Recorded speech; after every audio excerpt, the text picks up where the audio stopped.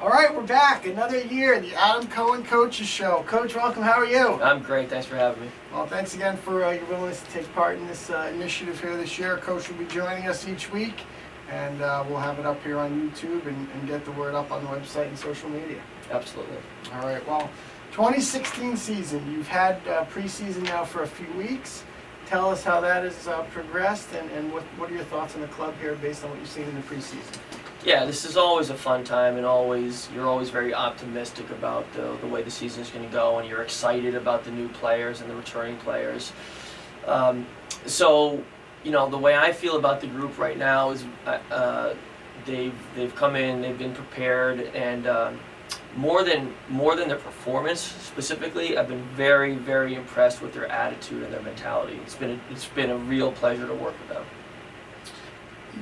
As you just alluded to, a mix of returners and newcomers. In terms of the newcomers, some transfers, some true freshmen. Talk about how everybody is mixed together here from what you've seen so far. It's a big class. Yeah. We brought in 12 new players, as you mentioned, some transfers, so they're not all freshmen. But it's been. Now time will tell. There's going to be some tests and there's going to be some adversity in the future. But to this point, it's been seamless. The level of maturity has been very high, and a lot of the new players that we added, their personality and their mentality is, there's no extra things, there's no extra drama. It's just let's get the work done. Let's do the best we can this year. And let's get ready to play. You will have a junior as captain this year, Hannah Bodner. Right. Talk about some of the qualities and characteristics that help Hannah both on and off the field as a leader, and why was she selected as a captain for this team? Hannah's an honors college student athlete, so right off the bat, you're getting somebody that's a high achiever in the classroom, a high achiever on the field, and unfortunately, Hannah tore her ACL and had to have the subsequent surgery in the spring, so she can't be on the field playing and training this fall. She's making progress there, but she's not going to be able to play and compete this fall. So we've asked a lot of Hannah throughout the summer and the early part of preseason here in terms of being that link between the coaches and the student athletes. And we really wanted to see if she could help bridge the gap in terms of communication. She's been outstanding. She was across the board. Coaches, the student athletes on the team, we all thought that she was going to be the perfect choice to be captain, and she has not disappointed. In fact, she's exceeded expectations. Fantastic. Every year starts anew. Tell us about some of the goals for this team this year. First and foremost, it starts with the conference. Starts and ends with the conference. The Northeast 10 is extraordinarily competitive.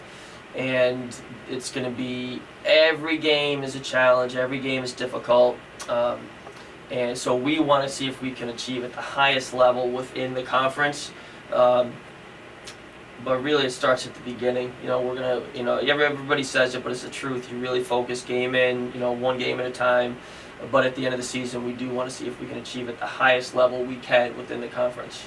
A little Belichickian. Oh yeah, right. I can only hope to. Bowles. Yeah, I can only hope to be as successful. You mentioned the conference, but this weekend, as has been the case, for most of your tenure here, you'll start with a couple of non-conference games. Right. 16 tournament here, hosted at Southern. You'll play Mercy and Bridgeport. What are you expecting from those teams this weekend?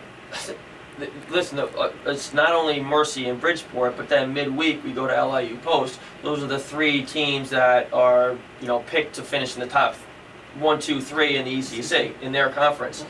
So that's going to be a very difficult task. Right now we're going to start to focus primarily on Mercy, and then after that, so we played Mercy Friday, Bridgeport Sunday, and then Wednesday we go down to LIU Post. So we're going to focus first and foremost on Mercy. They're going to be good. They finished at the top of their conference. The past few years they're in the NCAA tournament year in and year out just about. They return a lot of their key players, their top scorers. I think their 3 top scorers are returning again this year. Mercy's going to be a real handful, and we're going to have to be prepared. the next step is Bridgeport, and we'll look at them when we get closer to that match. But their Final Four team from last year. That's all you really need to say. This tournament is rotated among sites, sometimes with 4 teams, now it's 6 teams, but this is the first time in a while you're hosting it. So with that said, is there any benefit to being at home, especially for some of the returners who have been accustomed to hitting the road the first weekend of the season? There's always going to be a benefit to playing at home. There's always going to be a benefit to play in front of your fans, in front of your family, in front of your faculty members. The support here has been outstanding. By the way, this is the first year that this tournament has 6 institutions. It's usually just 4.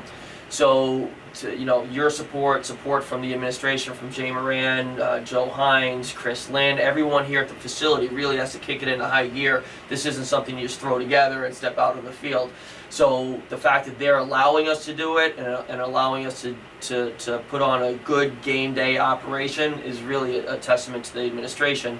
But from our standpoint, playing at home in front of our fans, family, friends, everything else is certainly going to be a benefit. Well, we hope you'll come on out.